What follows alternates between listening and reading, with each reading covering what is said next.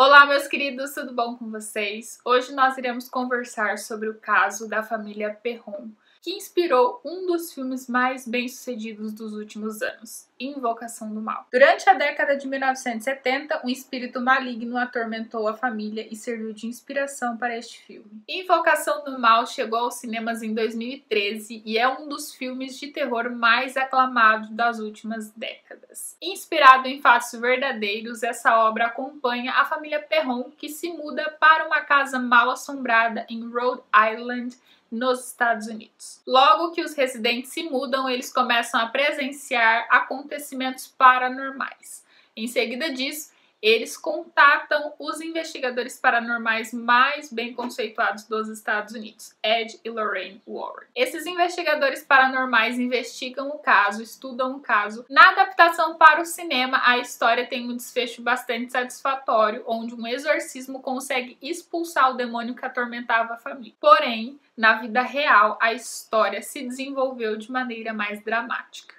A família Perron era formada por Carolyn, Roger e suas 5 filhas. A família se mudou para uma fazenda em Rhode Island em janeiro de 1971. A antiga casa possuía um enorme território, incluindo 14 quartos. Imediatamente após a mudança, eles começaram a notar fatos muito estranhos, porém de maneira sutil. Por exemplo, vassouras que se moviam sozinhas e pequenas pilhas de poeira que se juntavam no centro da cozinha esperando para ser colocadas na lixeira. Já as crianças alegavam ver espíritos ao redor da casa. Enquanto alguns pareciam inofensivos, brincavam e chegavam a dar beijos de boa noite nas crianças, haviam aqueles que se mostravam agitados e muito agressivos. De acordo com Andrea Perron, que era uma das filhas do casal, seu pai sentiu uma presença fria e fedorenta no porão. Eventualmente, camas levitavam no quarto e aparelhos de aquecimento falhavam sem explicação nenhuma. Carolyn, a mãe das crianças, foi pesquisar sobre o histórico daquela residência e descobriu um passado tenebroso. Essa residência pertenceu à mesma família durante 8 gerações, fora que diversas mortes violentas e misteriosas aconteceram naquele território.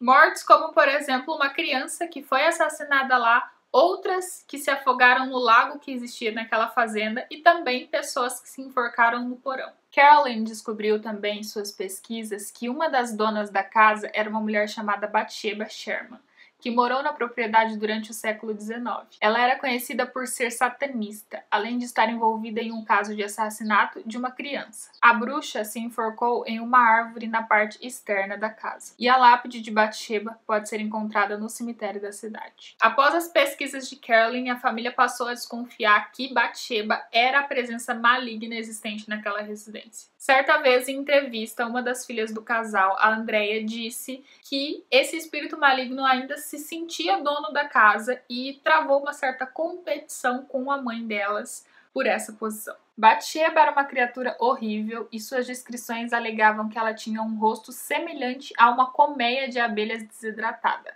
cheia de vermes e sem características humanas. Sua cabeça acinzentada era inclinada para um lado, como se seu pescoço tivesse sido quebrado e um mau cheiro ficava no quarto quando ela estava presente. E bom, pessoal, após muitos ataques e ameaças para que os Perron saíssem da casa, e também vale ressaltar que essas ameaças e esses ataques eram principalmente para Carolyn sair de casa, a família passa a acreditar que a bruxa possuiu a Carolyn. E isso deixa eles completamente desesperados. E aí entra o casal Warren. Eles pedem ajuda para eles. Por muitos anos, os investigadores Ed e Lorraine Warren tentaram ajudar a família. A Lorraine, que era médium, ela tentou diversas vezes entrar em contato com esses espíritos para tentar entender o que eles queriam ali, mas sem resultado positivo, muito pelo contrário, os ataques e as ameaças aumentavam, e a partir disso eles decidiram fazer o exorcismo na Carolyn. Sobre a noite do exorcismo, Andrea disse o seguinte: a noite em que pensei que veria minha mãe morrer foi a noite mais terrível de todas. Ela falou com uma voz que nunca tínhamos ouvido antes e uma força que não é deste mundo a jogou a 6 metros de distância em outra sala. E a maior diferença, pessoal, entre a obra dos cinemas e a história da vida real é a seguinte: apesar das muitas tentativas do casal Warren de livrar a família do espírito maligno, a situação só se agravou. Foi então que Roger decidiu que os investigadores tinham que sair da casa imediatamente. E os Perrons tiveram que viver dentro dessa casa por 10 anos até terem condições financeiras de se mudar. Foi então que em 1980 eles conseguiram se mudar para a Geórgia. A filha mais velha do casal, Andrea, escreveu 3 livros relatando suas experiências dentro da casa e hoje ela viaja dando palestras. E é isso, pessoal. Essa é a história real de um dos filmes de terror mais bem produzidos dos últimos anos, na minha opinião.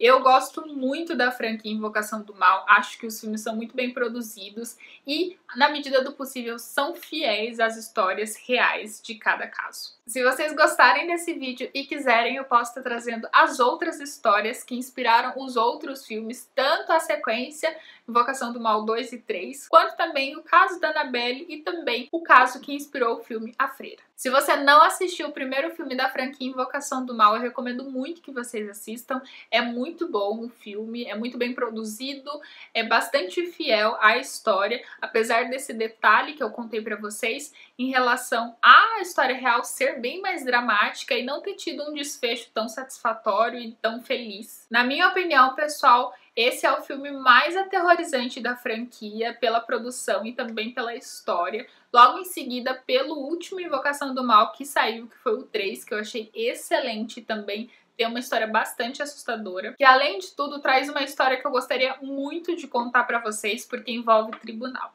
E é isso, meus queridos, eu espero muito que vocês tenham gostado de mais essa história de terror. Segunda-feira eu tô de volta com mais um vídeo nessa temática. E se você gostou do vídeo, não esquece de curtir ele pra mim aqui embaixo, de comentar se você já assistiu os filmes da franquia Invocação do Mal, se você gosta, se você tem medo, se você acredita. Se inscreve aqui no meu canal e não deixe de visitar os links que eu deixei aqui embaixo.